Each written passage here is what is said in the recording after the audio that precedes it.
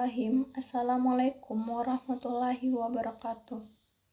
Perkenalkan, nama saya Miftahul Jannah, NIM 1804030028 dari Fakultas Ekonomi dan Bisnis Islam, Prodi Manajemen Bisnis Syariah.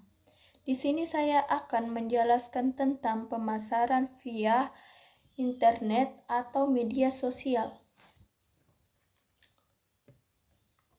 Sebelum kita mengetahui apa itu pemasaran media sosial, kita harus tahu dulu pengertian dari pemasaran itu sendiri. Pemasaran adalah aktivitas serangkaian institusi dan proses menciptakan, mengomunikasikan, menyampaikan, dan mempertukarkan tawaran yang bernilai bagi pelanggan, klien, mitra, dan masyarakat umum. Pemasaran dimulai dengan pemenuhan kebutuhan manusia yang kemudian bertumbuh menjadi keinginan manusia. Strategi pemasaran merupakan hal yang sangat penting bagi perusahaan, di mana strategi pemasaran merupakan suatu cara mencapai tujuan dari sebuah perusahaan, karena potensi untuk menjual proposisi terbatas pada jumlah orang yang mengetahui hal tersebut. Selanjutnya, pemasaran media sosial. Pemasaran sendiri merupakan sebuah ilmu yang berkembang dengan baik dan secara kontran mengubah aturannya sesuai dengan kebutuhan dan pengembangan yang terjadi di dalam dan di sekitarnya.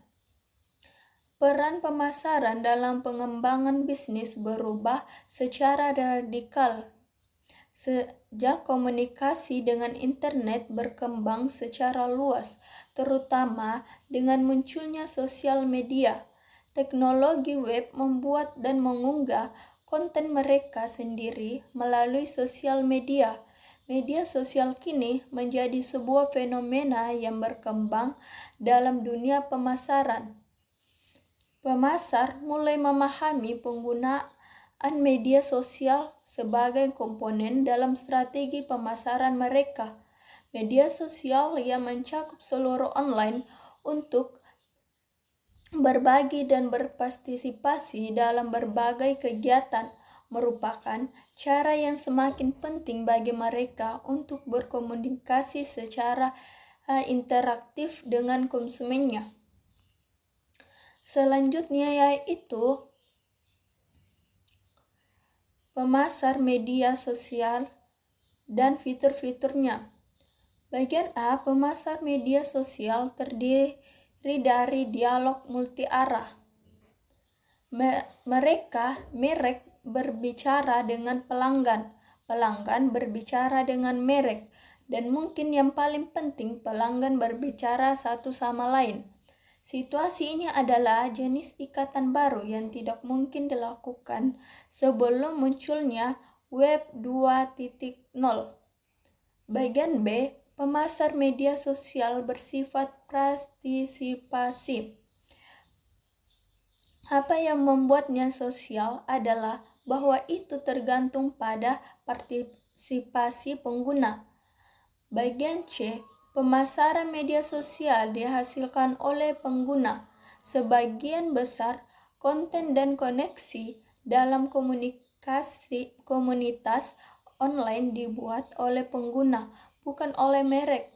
Tidak diragukan lagi, beberapa konten dan percakapan dihasilkan oleh merek, tetapi jenis konten dan percakapan ini sedikit. Tujuannya adalah untuk membuat pengguna berbicara. Selanjutnya yaitu komunikasi pemasaran terpadu, interactive marketing komunikasi. Komunikasi pemasaran terpadu secara tradisional dianggap sebagai komunikasi satu arah. Dalam paradigma lama, organisasi dan agennya mengembangkan pesan dan mengirimkannya ke konsumen potensial yang yang mungkin atau mungkin tidak tersedia berpartisipasi dalam proses komunikasi. Kontrol atas penyebaran informasi ada di tengah organisasi pemasaran perusahaan. Unsur-unsur tradisional dari bauran promosi yaitu iklan, penjualan pribadi, hubungan masyarakat, dan publisitas, pemasaran langsung, dan promosi penjualan merupakan hal yang dikendalikan. Di abad ke-21 ini kita menyaksikan ledakan pesan berbasis internet yang ditransmisikan melalui media-media ini. Mereka telah menjadi faktor utama dalam mempengaruhi berbagai aspek perilaku konsumen termasuk kesadaran, perolehan informasi, pendapatan, sikap, perilaku pembeli, dan komunikasi dan evaluasi pasca pembelian. Selanjutnya yaitu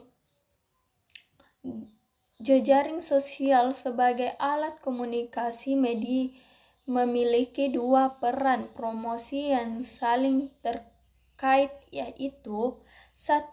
Jejaring sosial harus konsisten dan dengan penggunaan alat komunikasi pemasar terpadu tradisional, artinya perusahaan harus menggunakan media sosial untuk berbicara dengan pelanggan mereka melalui platform sebagai blog serta grup Facebook dan Twitter. Media ini dapat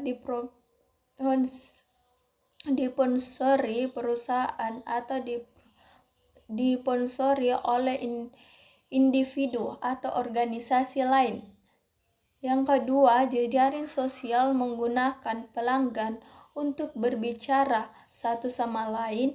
Ini adalah perpanjangan dari komunikasi word of mouth tradisional. Sementara perusahaan tidak dapat secara langsung mengendalikan peran pesan konsumen ke konsumen. Mereka memiliki kemampuan untuk mempengaruhi percakapan yang dimiliki konsumen dengan satu sama lain. Namun, kemampuan konsumen untuk berkomunikasi dengan satu sama lain dibatasi. Yang terakhir yaitu sosial media sebagai alat pemasaran, alat pendekatan untuk berkomunikasi dengan pelanggan telah sangat berubah dengan munculnya media sosial.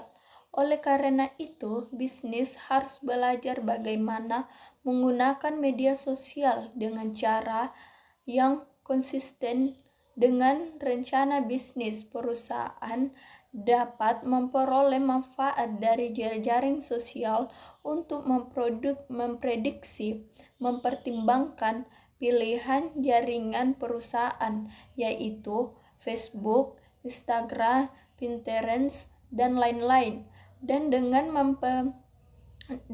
memeriksa data jaringan tersebut, menilai data jaringan secara rasial, meningkatkan upaya pemasaran perusahaan karena menyediakan perusahaan dengan informasi penting pada pengguna jaringan yang membantu menentukan teknik media sosial terbaik untuk situs tertentu. Sekian dari saya. Wassalamualaikum warahmatullahi wabarakatuh.